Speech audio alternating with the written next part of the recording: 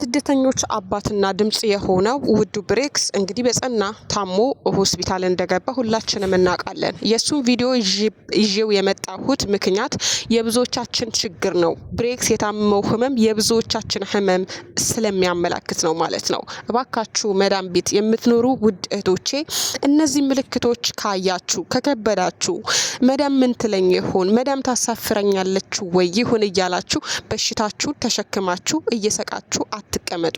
ምክንያቱም ነገ ይተወኛል ከነገ ወዲያ ይተወኛል እያላችሁ በሽታችሁን ራሳችሁ ጋር የምታስቀምጡት ከሆነ ያ በሽታ እያላመዳችሁት እያሳደጋችሁት እያወፈራችሁት እያደረጃችሁ ነው የምትመጡት ማለት ነው። እና በቤት ውስጥ የምናክመውና በቤት ውስጥ ማናክመው በሽታ አለ። ለምሳሌ በቤት ውስጥ የምናክማቸው ህመሞች ለምሳሌ ፔሬዳችሁ ከመጣ ፔሬዳችሁ ማይወርድ ማይፈስ ከሆነ የቀረፋ ውሃ በመጠጣት ሊወርድ ይችላል። ይሄ የቤት ውስጥ ውህድ መጠቀም ትችላላችሁ። ለምሳሌ ራስ መታት ቀዝቃዛ ውሃ በመጠጣትና ጁስ ቀዝቃዛ ነገር ብርቱካን ምናምን በመጠጣት ሊተካ ይችላል። ለምሳሌ የሚያዞራችሁ ከሆነ ቀይ ስር በመብላት ወይም የቀይ ስር ጁስ በመጠጣት ልታክሙት ትችላላችሁ።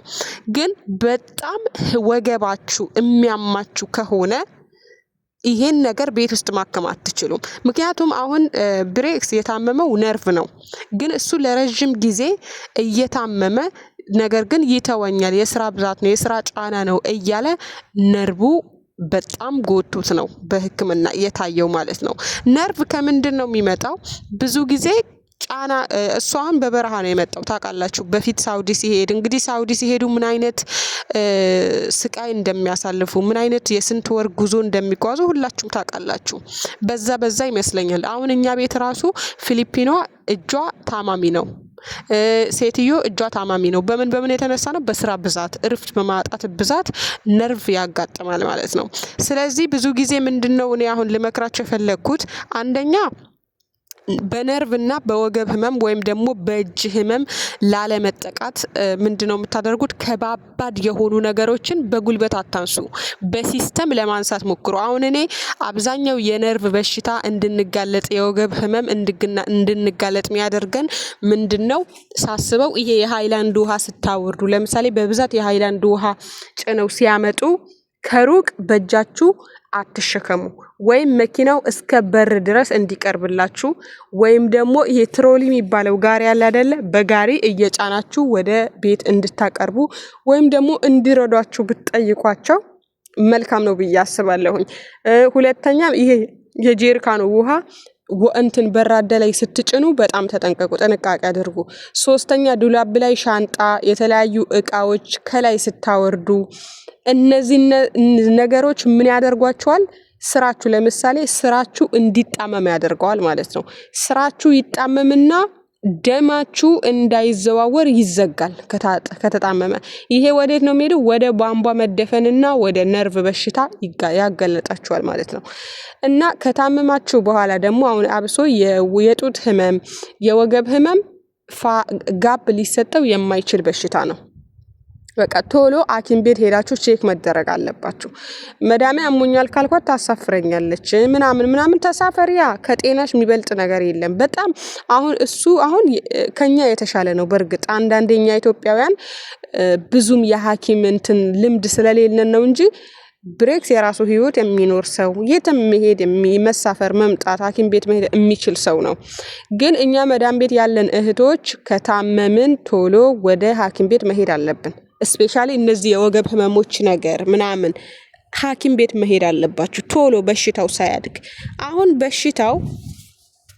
አሁን የብሬክስ በሽታ አድጎ ነው ወደ ነርቭ የተቀየረው። አያችሁ ምናልባት ወገቡ ባመመው ጊዜ ቶሎ ሐኪም ቤት ቢሄድ ወደ ነርቭ ላይ ቀየር ይችላል ማለት ነው። አሁን ትናንሽ የወገብ ህመሞች ትናንሽ የስራ ስር መጣመም ስፔሻሊ እጃችሁ ቃ ስታነሱ ከባባድ ነገር ስታነሱ በጥንቃቄ ቀስ እያላችሁ አንሱ። ወላሂ እውነቴን ነው። ሁለት ፊሊፒኗን በሽተኛ ናት። ስራው እንዳለ ተጣሟል እንዳለ ማለት ነው። ምክንያቱም ለብዙ አመታት ስራ ስትሰራ ስለቆየች በቃ ሰው ይወደኛል ምናምን እያለች ከባባድ እቃ ስለምታነሳ ነው። እና ከስራ ብዛት እረፍት ከማጣትም እነዚህ በሽታዎች ይመጣሉ። በሲስተም ለመስራት ብትሞክሩ የተሻለ ነው። አሁን እያንዳንዱ የሚነሱ ነገሮች ለምሳሌ ሚንጣፍ አጥባችሁ ስታነሱ ባንዴ በጉልበት ለማንሳት አትሞክሩ። ዲስካችሁ ይጎዳል። ይሄ የወገብ አጥንታችሁ፣ የእጅ አጥንታችሁ፣ የእጆቻችሁ ሰራስሮች ይጎዳሉ።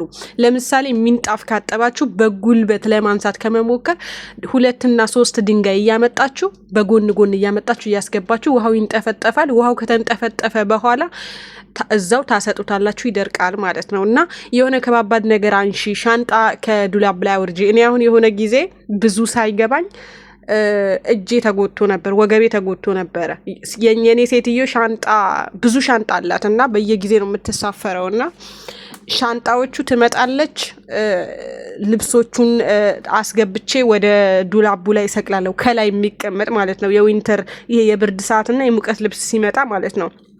እንደዛ አይነት ጊዜ እናንተ አስተካክላችሁ ሊረዳችሁ የሚችል ሰው አጠገባችሁ መኖር አለበት። ይሄ ነገር አንስተሽ እዛ ቦታ ላይ ስቀይ ማትችሉት ከሆነ ከአቅማችሁ በላይ የሆነ ነገር ከሆነ ልጆች ካሉ ወንዶች ካሉ ምናምን እንዲያግዟችሁ እሷም እንድታግዛችሁ ጠይቁ ማለት ነው። ምክንያቱም እኛ አሁን የምናስበው ይሄ 2 አመቱን ሰርተን ገንዘባችንን መሰብሰብ ላይ ነው አይደለ ፎከሳችን። ግን 2 አመት ሳትሞይ ወይም ዲስክ መንሸራተት ምናምን ቀላል አይደለም። ባይዘው እንደምናወራው የወገብ ህመም ወላሂ ልትቀመጡ ልትነሱ የምትችሉት ነገር አይደለም። አያችሁ